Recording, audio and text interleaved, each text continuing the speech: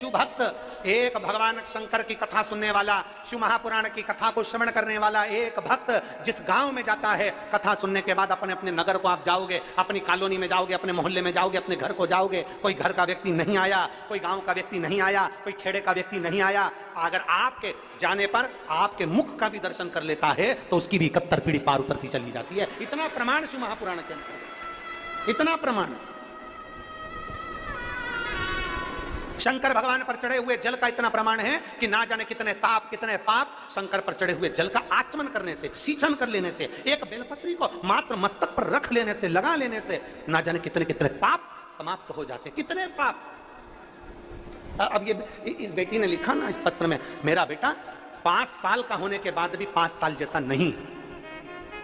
मेरा बेटा, मेरी बेटी 5 साल की, मेरा बेटा 5 साल का, क्योंकि दोनों जुड़वा हुए। मेरी बेटी 5 साल की लगती पर मेरा बेटा 5 साल का नहीं। डॉक्टर ने कहा इसको एक बीमारी हो गई है, इस बीमारी के कारण जब फिट आती है तो बेटे का विकास नहीं होता, इसका शरीर नहीं बढ़ेगा, इसके पांव हाथ टेढ़े हो जाएंगे, इसका विकास नहीं होगा, देख नहीं पाएगा, सुन नहीं पाएगा, बोल नहीं पाएगा, विकास नहीं होगा। फिर मैंने एक काम चालू करा, शंकर जी के मंदिर जाती, जल चढ़ाती, उस जल को लाकर अपने बेटे को पिला देती और बेटे के स्नान में बेटे के शरीर पर उस पूरे शरीर को जल लगा देती। केवल मैंने 1.5 महीना लगातार जल चढ़ाया और दुर्गाष्टमी का जो प्रयोग आपने बताया था मूंगा का, वो कर दिया। पशुपतिनाथ का व्रत किया, दूसरे व्रत में तो मेरा बेटा चलना प्रारंभ कर दिया। ये शिव तत्व है, ये शंभु, ये ओघड़ी, ये शंकर है। दुनिया के लोग कहेंगे शंकर पे चढ़ा हुआ जल सींचना नहीं, शंकर पे चढ़ा जल पीना नहीं, शंकर पे चढ़ा हुआ जल का आचमन मत करना, बेलपत्री मत खाना, ये मत करना, वो मत करना। शिव तुम्हारा, जल तुम्हारा, मन तुम्हारा, अगर तुम्हारा दिल करे तो प्रतिदिन करना और नहीं मन करे तुम किसी दूसरे के कहने पर जाओ तो भले छोड़ देना, पर शंकर पर करा भरोसा कभी टूटता नहीं है, शिव संभाल लेता है। शिव पर करा भरोसा कभी टूटता नहीं है, शिव संभाल लेता है।